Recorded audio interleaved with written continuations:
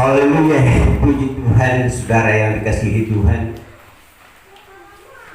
Sebelum kita mendengarkan firman Tuhan yang akan menuntun kita membangun iman di dalam hati kita, maka lebih dulu saya bersama istri dan anak-anak menyampaikan selamat siang, saudara. Shalom. Puji Tuhan. Ya. Haleluya. Bagaimana Hizkia ini? Ya, puji Tuhan, saudara yang dikasihi Tuhan. Kita sudah mendengarkan beberapa kesaksian bagaimana kuasa Allah dinyatakan bagi kehidupan yang berseru kepada Tuhan dan yang memanggil nama Tuhan. Dan ya, kita sudah mendengar banyak bahwa jika saudara dan saya masih bisa beribadah pada saat ini, itu hanya kemurahan Tuhan. Ya, kita tidak tahu besok apakah kita masih bisa ibadah minggu depan. Itu urusan Tuhan. Yang perlu kita kerjakan adalah selalu memanggil nama Tuhan di dalam hidup kita, mencari Dia, ya, membangun iman kita. Jangan sampai, Alkitab katakan, jangan sampai pada waktu dalam suasana dingin, ya, suasana dingin itu berarti imannya lemah, ya. Tetapi kita harus waspada terus dalam kehidupan kita. Ya, puji Tuhan. Sudah ada kesaksian berapa bahwa pertolongan Tuhan terjadi, ya. Ya, ibu-ibu sudah mengalami kesaksian itu, dan saya dengar Ibu Rohani waktu dia mengerang dalam pikiran saya, Tuhan,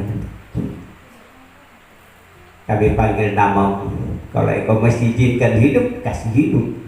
Tapi kalau urusan Tuhan yang lain, terserah Tuhan saja. Dan Tuhan masih izinkan hidup, berarti masih bisa bersaksi di tengah-tengah umat Tuhan yang ada di Tanah Merah sini. Amin. Puji Tuhan, saudara yang kasih dalam Tuhan.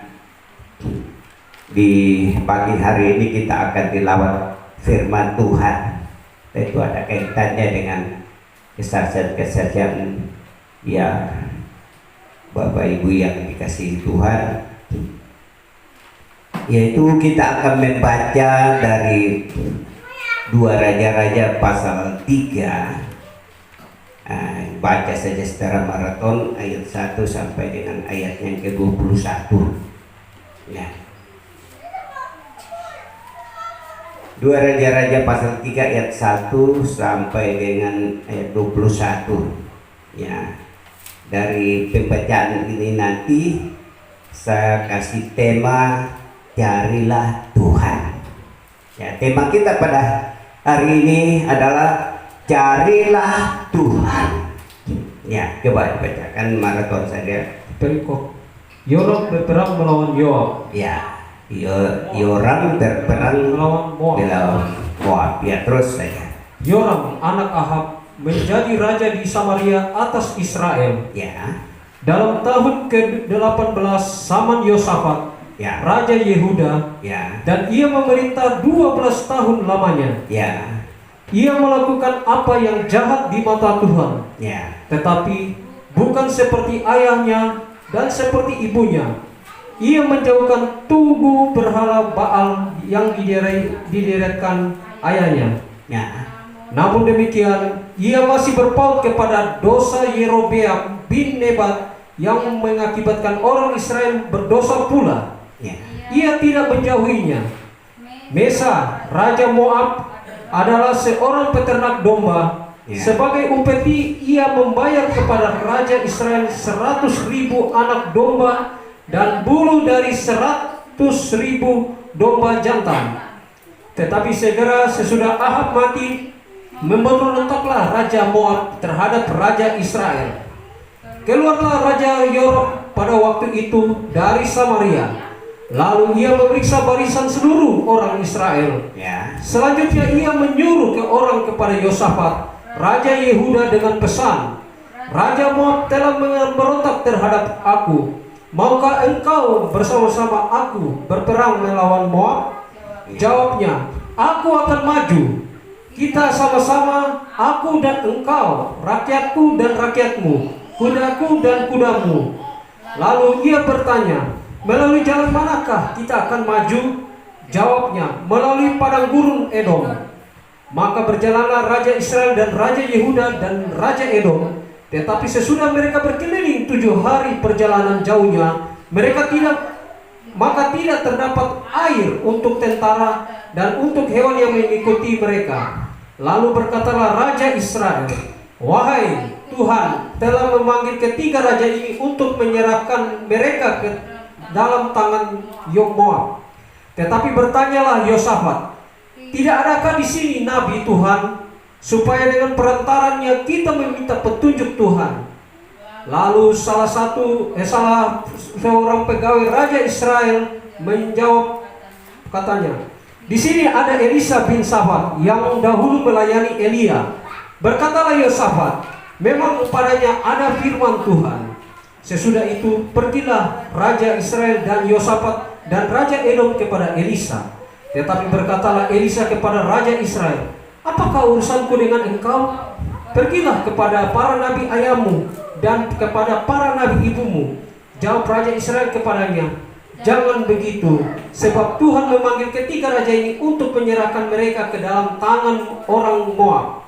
Berkatalah Elisa, demi Tuhan semesta yang alam yang hidup, yang di hadapannya aku menjadi pelayan, jika tidak karena Yosafat Raja Yehuda, maka sesungguhnya aku tidak akan memandang dan melihat kepadamu. Maka sekarang jemputlah bagiku seorang pemetik kecapi. Pada waktu pemetik kecapi itu bermain kecapi, maka kekuasaan Tuhan meliputi dia. Kemudian berkatalah ia, beginilah firman Tuhan, biarlah di lembah ini dibuat parit-parit. Sebab beginilah firman Tuhan, kamu tidak akan mendapat angin dan hujan, namun lembah ini akan penuh dengan air, sehingga kamu serta ternak sembelihan dan hewan pengangkut dapat minum. Dan itu pun adalah perkara ringan di mata Tuhan. Juga orang Moab akan diserahkannya ke dalam tanganmu. Maka kamu akan memusnahkan segala kota yang berkubu dan segala kota pilihan. Kamu akan menumbangkan segala pohon yang baik. Kamu akan menutup segala mata air, dan kamu akan merusak segala ladang yang baik dengan batu-batu. Keesokan harinya, ketika orang mempersembahkan korban, datanglah dengan tiba-tiba air dari arah Edom. Lalu penuhlah negeri itu dengan air. Ketika didengar seluruh orang Moab bahwa ketiga raja itu telah maju memerangi mereka, maka dikerahkanlah semua orang yang masih sanggup menyandang pedang, bahkan orang-orang yang lebih tua juga. Kemudian mereka ditempatkan di tepi perbatasan. Ya, sedikit jauh berbeda firman Tuhan. Ya, saya tidak akan angkat satu-satu lagi, tapi kita akan simpulkan dari apa yang dibaca tadi, saudara. Satu ketika Raja Israel yang namanya Yoram. Yoram ini adalah anak dari Raja Ahab untuk memerintah Israel. Raja Ahab perbuatannya jahat di mata Tuhan. Raja Yoram juga ini jahat di mata Tuhan sesuai pembacaan kita. Ya. Tetapi ketika ayahnya meninggal dalam pembacaan kita tadi, maka Raja Edom itu, ya, Raja Moab itu memisahkan diri. Dan tadinya di bawah kekuasaan Israel, dia memberontak dan meninggalkan Israel. Karena itulah Yoram anak Ahab ini yang kedudukannya di Samaria itu pergi memanggil Yosafat. Yosafat ini adalah Raja Yehuda. Yehuda pada waktu itu, ya, dalam kerajaan Yehuda pada waktu itu, nama Tuhan ditegakkan, ya, sehingga Yosafat ini adalah orang yang berkenan kepada Tuhan, Raja Yosafat ini. Sementara di sini ada 3 raja, ya, ada Raja Yoram, Raja Israel, ada Yosafat, Raja Yehuda, dan juga ada Raja Edom. Ya, 2 raja yang tidak akrab dengan Tuhan, dan hanya 1 yang akrab. Ketika mereka mau pergi berperang, ya, mereka pergi berperang dengan tentara yang begitu banyak, perlengkapan yang dibawa mereka, ya, makanan dan semua persenjataan dibawa. Mereka berjalan, sudah 7 hari mereka berjalan, tetapi tidak ada air. Waktu itu berjalan di daerah padang pasir, sehingga pikiran daripada Yoram ini Raja Israel, dalam pikirannya sebagai manusia yang tidak berpegang teguh kepada Tuhan, mengatakan, wah, ini Tuhan membawa 3 raja ini untuk datang ke Moab untuk mau dibunuh semua. Itu pikirannya, ya. Tetapi pada waktu itu Raja Yosafat berkata, tidak adakah nabi yang ada di tempat ini supaya kita bertanya? Jadi di sini ada perangan nabi. Nabi itu adalah utusan Tuhan, orang yang dipakai Tuhan untuk menyampaikan firman Tuhan, ya. Saat itu karena mereka dalam kesulitan, tidak dapat air, sudah 1 minggu tidak minum air, binatang-binatang pun sudah tidak kuat jalan, dan mereka bertiga sepakat, ya, Raja Yoram, Yosafat, Raja Edom pergi bersama-sama, karena ada yang mengatakan di sini ada Elisa, ya, dulu mengikut Elia, ya. Elisa ini anak buahnya Elia, dan mereka pergi ke sana, dan kepergian mereka ke sana itu mereka mau mencari Tuhan, karena menurut Yosafat Raja Yehuda, kalau seorang nabi untuk berbicara atas nama Tuhan, pasti ada sesuatu keajaiban terjadi.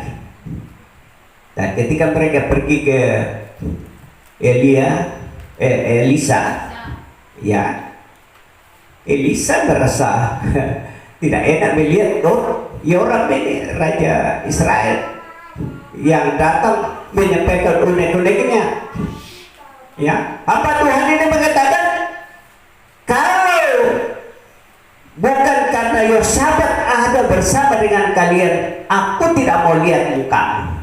Kenapa? Karena 2 raja ini penyembah berhala, mau datang kepada orang yang menyembah Allah yang hidup, tidak cocok.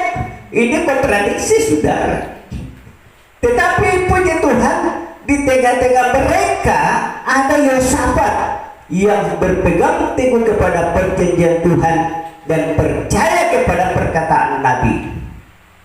Karena itu dia katakan, karena Yosafat, ya, apa yang kamu katakan tidak akan terjadi seperti itu, bahwa kamu akan diserahkan kepada bangsa Moab. Tidak, tetapi kamu akan membinasakan dia. Kamu akan menang, dan aku akan berbuat suatu keajaiban, ya, karena dia mencari Tuhan, saudara. Di daerah Edom itu kering, sudah 1 minggu keliling, di situ tidak ada air. Tetapi akibat dan karena hamba Tuhan Yosafat ini, Tuhan melakukan keajaiban. Tanpa hujan, tidak ada angin, tiba-tiba air mengalir, ya. Bahkan Tuhan menyuruh, Elisa menyuruh untuk daerah Edom itu, di lembah-lembah itu dibikin parit yang besar-besar. Tujuannya supaya itu nanti menampung air. Keajaiban yang Tuhan lakukan, tiba-tiba air mengalir justru dari Moab ke tanah Edom. Ya, kalau Bapak Ibu membaca seluruhnya nanti ya, bisa dapat hasil dari situ nanti ya. Nah, sekarang keajaiban Tuhan sudah terjadi. Semua binatang ya, tentak apapun bisa minum air, sehingga kekuatan mereka sudah luar biasa. Itu karena Tuhan. Nah, kenapa itu bisa terjadi? Karena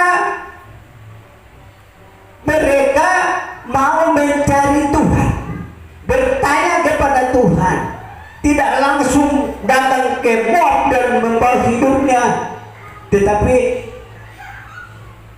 dia mencari Tuhan dulu, tanya dulu Tuhan, kira-kira bisakah kami mau mengalahkan Moab, atau kami yang dikalahkan Moab? Iya, hamba Tuhan memohon kepada Tuhan Elisa, dan Tuhan melakukan keajaiban. Air yang mengalir dari Moab itu kepada Edom.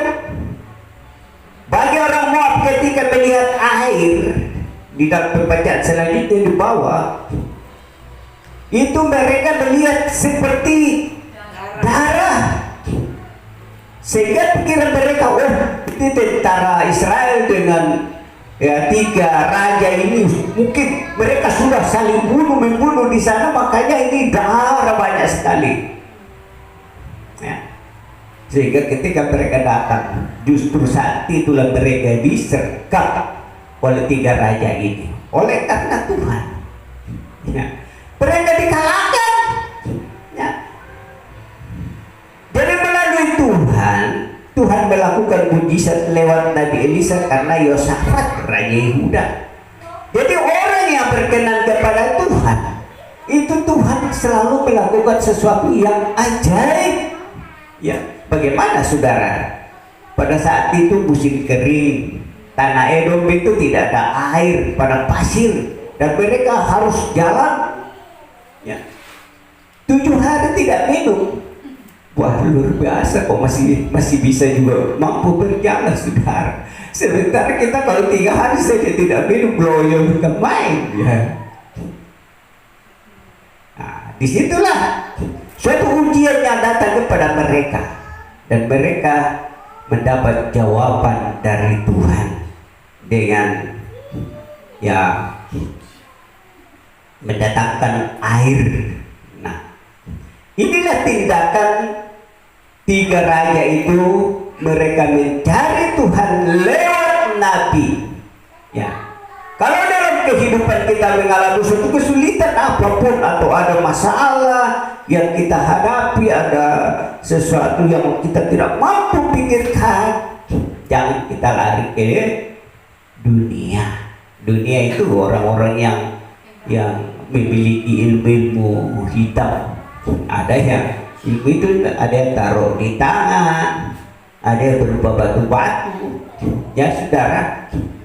Ya, sedikit saya bersaksi bahwa suatu ketika kami di tempat kami dulu, ada orang yang sudah divonis 1 minggu, tinggal 1 minggu harus mati, tetapi setelah berdoa di dalam doa puasa pada saat itu, dia sembuh sendiri. Dan setelah dia sembuh, tidak langsung mati pada minggu yang ditentukan dokter, tapi masih 30 tahun hidup. Bayangkan saudara, itu mujizat dari Tuhan dialami keluarga itu ya. Maka pada waktu itu dia memiliki batu-batu ya, ada yang namanya batu kerbau, batu babi, bilang ini kalau dipakai itu disimpan itu nanti cepat besar, kerbaunya gemuk-gemuk dan lain sebagainya. Haleluya. Tetapi ketika dia melihat kuasa Tuhan bekerja atas dirinya, maka ibu ini menyerahkan batu-batunya. Ada berapa macam batu itu ya, kami waktu itu kasih nyala api dan kita taruh batu-batu di dalam Tapi kita keliling berdoa, ya. Tapi aneh juga saudara ya, batu ketika pas di dalam air dia lari dari api, dia lari dari api, dia keluar, tak kasih masuk lagi, keluar. Mungkin ada 3 kali baru dia tidak mampu keluar. Kayak sementara umat Tuhan mengelilingi sambil menyanyi bersukacita kepada Tuhan, hanguslah itu. Sehingga karena itu dibakar, umurnya diperpanjang Tuhan sampai 30 tahun. Puji Tuhan. Ini orang yang mencari Tuhan. Sama dengan 3 raja ini, kalau dia tidak mencari Tuhan, mungkin mereka akan berperangkap dengan musuh, ya. Nah, bayangkan kekurangan air saja itu sudah membuat suatu kelemahan, tidak bisa berdaya lagi kan air. Sementara dalam tubuh manusia itu 75% adalah air, ya. Tetapi Tuhan melakukan sesuatu yang tidak terpikirkan oleh manusia bagi orang yang mencari Dia. Dan itulah yang dilakukan oleh mereka, yaitu 3 raja mencari Tuhan, dan jawaban Tuhan yaitu Tuhan mengadakan mujizat lewat air yang tiba-tiba muncul, tidak tahu sumbernya dari mana, tidak ada hujan, tidak ada angin, kata firman Tuhan di dalam bacaan selanjutnya. Tapi Tuhan melakukan ini semua. Itu bagi orang yang ada iman, pengharapan dan kasih di dalam dirinya. Nah, sekarang kalau persoalan yang dihadapi oleh 3 raja ini demikian rupa dan demikian hebatnya, ya, kalau dipikir secara logika manusia kita, ya, maka hal-hal yang kecil, air itu Tuhan katakan itu persoalan kecil saja itu, ya, belum perkara besar. Tetapi bagi manusia itu suatu perkara besar, ya. Bayangkan di daerah Gersang, padang pasir, kok tiba-tiba ada air. Siapa yang melakukan? Hanya Tuhan Allah yang Maha Besar, yang kepadanya mereka pergi bertanya kepada utusan Tuhan, yaitu seorang nabi yang namanya Elisa. Dan Elisa bernubuat bahwa kamu tidak akan dikalahkan, dan terjadi seperti itu. Itu karena Tuhan menyatakan kemuliaannya supaya kedua raja ini boleh percaya bahwa di bumi ini ada yang lebih berkuasa, yaitu Allah. Ya, orang tadi ini dalam pembacaan kita ya tidak mengikuti orang tuanya. Ahab itu yang selalu membuat banyak mesbah-mesbah berhala. Dia membuka itu tunggu-tunggu berhala. Tetapi ada perkara yang lain yang dia tidak bisa dan tidak mampu melepaskan diri, yaitu apa yang dilakukan Yerobeam, anaknya Salomo. Ya, dia tidak bisa lepaskan itu, sehingga orang Israel tetap melakukan dosa di hadapan Tuhan. Tetapi Tuhan tidak melihat itu, tidak melihat 2 raja ini, tapi Tuhan melihat satu pribadi, yaitu Yosafat. Ya, Yosafat ini diberi kepercayaan untuk memimpin umat Tuhan di Yehuda. Karena itu kerajaan Yehuda itu tidak pernah dia gagal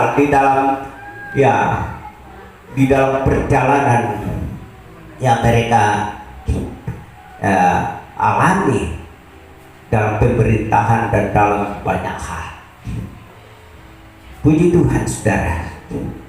Kalau hal ini mungkin kita membawa kepada diri kita sendiri, bahwa sekarang bagi Bapak Ibu, ya, mungkin sekarang ada persoalan yang saudara tidak mampu atasi, atau ada hal-hal yang Tuhan yang saudara mau sampaikan kepada Tuhan, Firman Tuhan sudah datang, cari Tuhan. Apa yang menjadi keluhan kita, apa yang menjadi kerinduan kita, apa yang menjadi rencana hidup kita, cari Tuhan. Di mana cari Tuhan itu? Lewat hamba Tuhan atau utusan Tuhan yang dipercayakan oleh Tuhan, memegang teguh perjanjian Tuhan itu, maka kita akan mendapatkan jawaban yang tepat dan benar. Ya. Mencari Tuhan dengan segenap hati, segenap jiwa, segenap kekuatan, maka apa yang saudara serukan kepada Tuhan, Tuhan akan jawab di dalam Yesaya 55 ayatnya yang ke-6. Coba dibacakan itu. Ya. Ada dua hal di situ kita bisa simak. Yesaya 16 ayat Yesaya 55 ayat 6 ya. Maaf ya. Carilah Tuhan selama Ia berkenan ditemui. Carilah Tuhan selama Ia berkenan ditemui. Itu yang pertama.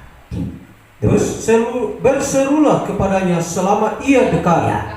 Berseru kepadanya selama Ia dekat, karena tidak selamanya Tuhan itu dekat kepada saudara dan saya. Ada waktunya Tuhan jauh. Kapan dia jauh? Ketika kita menjauhkan diri kita daripada Tuhan dengan melakukan suatu perbuatan-perbuatan yang tidak berkenan kepada Allah. Itu membuat kita terpisah seperti yang dilakukan oleh Adam dan Hawa di Taman Eden. Akibat dosa yang dilakukan oleh mereka, maka mereka terpisah daripada Allah. Ya. Tetapi Allah itu Maha Pengasih dan Penyayang. Ya, Dia mau supaya kita mencari Dia selama Dia berkenan. Karena ada waktunya Dia tidak bisa berkenan. Itulah cara kita untuk mencari Dia. Maka segala persoalan apapun yang kita hadapi dalam hidup ini, Dia akan beri jawaban sesuai dengan kebutuhan kita. Ya. Bertanyalah kepada utusan Tuhan yang dipercayakan firman Allah. Maka Tuhan melalui utusan Tuhan itu akan menyatakan apa yang perlu disampaikan kepada kita sebagai jawaban dari seluruh pergumulan hidup kita. Jangan lari kepada dunia.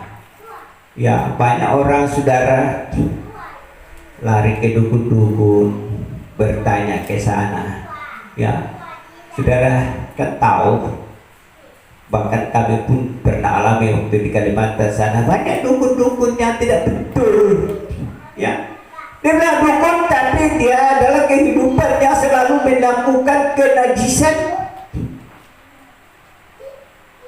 Ya, itu dukun. Kenapa? Karena iblis bekerja di dalamnya, yang mau menghancurkan gereja Tuhan, mau menghancurkan umat Allah. Ya, yang mau iblis itu mau menghancurkan nikah umat Tuhan. Jadi pada kesempatan hari ini Tuhan mau supaya kita mencari Dia selama Ia berkenan dan berseru. Jadi dua hal yang kita harus lakukan selain mencari Dia selama masih bisa ditemui, kita berseru selama Ia dekat. Sedekat apa sih Tuhan kira-kira di hidup kita? Ya, ada ayat lain katakan dekat, sedekat itu Tuhan di mulut. Iya, di mulut kita itu Tuhan. Tetapi kalau kita melakukan suatu kesalahan yang Tuhan tidak mau itu dilakukan, maka Dia membuat dirinya jauh dari kita. Ya, jauh. Nah, di sini kita akan melihat lagi bahwa Tuhan mendatangkan air. Ya. Nah, kemudian apa sih air itu? Ya. Air, saudara, dalam arti rohaninya itu adalah Roh Kudus. Kalau dalam suatu persekutuan tidak ada Roh Kudus, maka persekutuan itu akan jadi kering. Udah sana kemarin keliling seperti tadi ini tentara 7 hari keliling tidak mendapatkan air. Kenapa? Karena itu dilakukan tanpa mengenal bahwa apa yang mereka lakukan itu sudah sesuai dengan kehendak Tuhan atau belum. Dia berhubungan dengan kekuatan dagingnya, pemikiran, logikanya. Wah, ke sana pasti ada air di sana. Sampai sana tidak ada, putar lagi sampai 7 hari. Tetapi ketika seorang hamba Tuhan Yosafat itu mengusulkan untuk mencari seorang utusan Tuhan yang dapat memberitahukan apa yang akan mereka alami, dan benar seperti itu terjadi. Elisa memberikan gambaran bagaimana Tuhan akan melakukan perkara yang besar. Selain Tuhan memberi air, diberikan juga kemenangan dalam perang. Sehingga musuhnya itu dihancurkan. Jadi Roh Kudus ini kita sangat butuh. Namun kita harus paham tentang sifat dari Roh Kudus itu. Apa sifatnya Roh Kudus itu? Roh Kudus itu sifatnya kekal. Saudara yang catat di dalam Ibrani 9 ayat 14. Tidak usah dibaca karena ini ada waktu. Sifatnya yang pertama adalah ia kekal. Ibrani 9 ayat 14. Yang kedua, Roh Kudus itu maha kuasa. Lukas 1 ayat 35 dan Roma 8 ayat 11. Selain maha kuasa, ia maha tahu. Itu sifat Roh Kudus. Mazmur 139 ayat 7 sampai dengan 12. Selain maha tahu, ia memberi dorongan. Saudara, 2 Petrus 1 ayat 21. Ini sifat dari Roh Kudus. Kalau sifatnya sudah seperti itu, maka sekarang pekerjaan Roh Kudus di dalam kehidupan saudara dan saya adalah pertama, Roh Kudus memimpin kita kepada segala kebenaran. Yohanes 16 ayat 13. Dia memimpin kita kepada seluruh kebenaran. Yang kedua, membaharui dan menyucikan kita setiap hari, sehingga setiap hari kita selalu berhubungan dengan Tuhan. Baik ketika kita bangun pagi, ketika mau tidur, atau tengah hari, di mana waktu kita duduk, selalulah berseru dengan Tuhan. Kalau dulu di daerah pembuangan Israel, yaitu di Babel, seorang nabi yang namanya Daniel, dia 3 kali beribadah kepada Tuhan.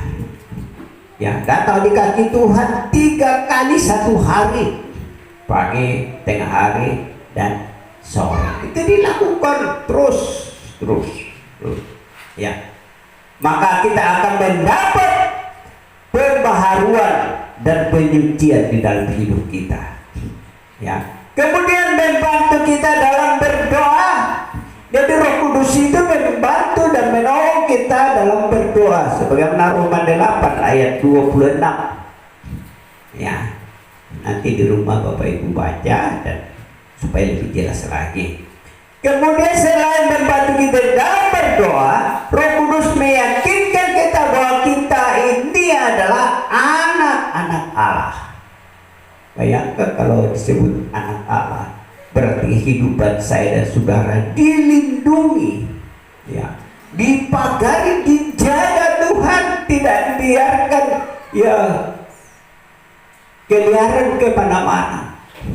Apalagi sekarang banyak ya orang berkeliaran ke mana-mana melakukan kegiatan persekutuan ini banyak terjadi.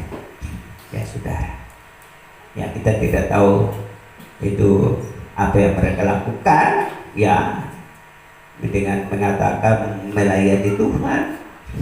Tetapi bagi kita yang hidup di dalam penggempalaan, ya,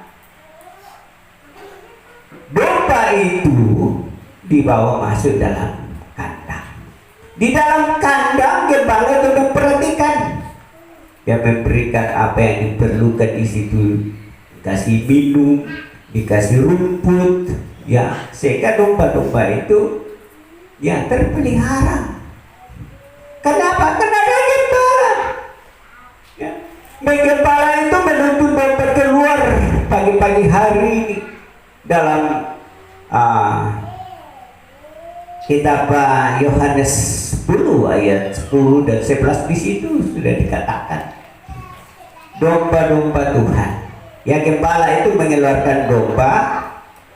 Ya, domba keluar dari kandang, gembala berjalan di depan begini, domba dari belakang.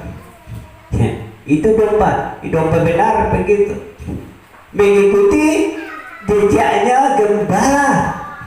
Gembala jalan, dombanya ikut.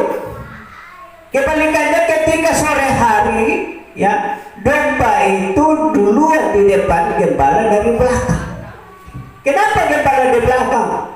Karena gembala bertanggung jawab atas domba-domba itu. Siapa tahu di belakang ada musuh, ada beruang, ada singa dan lain sebagainya. Ini dijaga. Ya.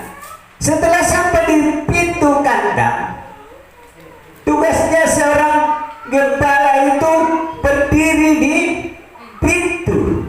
Apa dilakukan? Menghitung domba itu masuk ke dalam kandang. Kita mencatat kalau dicatat dan ada yang hilang satu, gembala bertanggung jawab pergi untuk mencari sampai ketemu. Itu tugas orang gembala. Tapi kalau yang tidak punya gembala, bagaimana? Siapa yang bertanggung jawab, saudara? Ya, tidak ada. Karena itu bahagia saudara ya, saya yang dipelihara oleh Tuhan lewat penggembalaan firman Tuhan. Jadi kita harus berpegang teguh kepada iman kita, bahwa di luar penggembalaan tidak ada jaminan. Ya saudara, itu firman Tuhan yang bukan dari saya yang meneruskan, sehingga jadi ya pikiran bagi kita untuk memahami, oh begitukah ya yang dilakukan Tuhan, ya. Jadi meyakinkan kita bahwa Allah yang besar dan dahsyat itu adalah Bapaknya kita, Bapak kita. Orang kedar kata bahwa Kristen memanggil Bapa sama Allah yang maha besar. Iya memang, karena firman Tuhan mengatakan bahwa kita anak-anaknya dan dia adalah Bapa kita. Sehingga kita bisa berseru, ya Bapa, ya apa, ya Bapa. Ya, yang bisa mengenal Bapa hanya anak. Kalau saudara tidak masuk dalam golongan anak-anak Tuhan, tidak mungkin saudara bisa mengenal Bapa itu. Nah, puji Tuhan, betapa agungnya Tuhan kita itu. Allah yang esa, yang satu-satunya Tuhan yang bisa memberikan jawaban dan kepastian hidup bagi setiap orang yang berharap kepadanya. Karena itu saudara yang dikasihi Tuhan, dengan mendengar semuanya ini, tentu dari hidup kita, hati kita ada respon, ya. Kita berespon firman Allah yang sudah menuntun kita, mendidik kita, mengajarkan kita jalan yang benar yang kita lalui dalam hidup kita.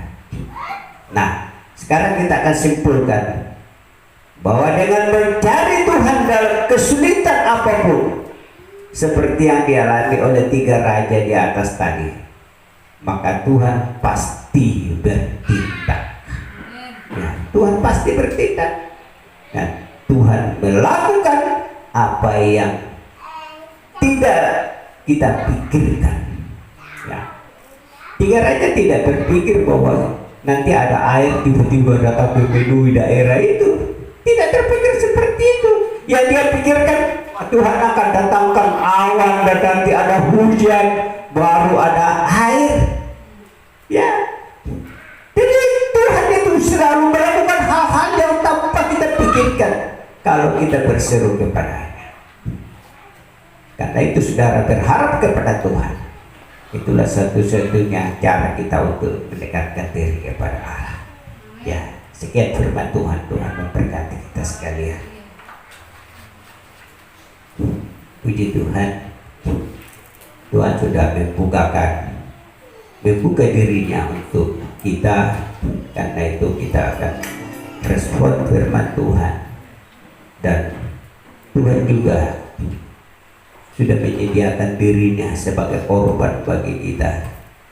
Dia adalah imam besar yang selalu hadir di dalam ibadah kita untuk menyediakan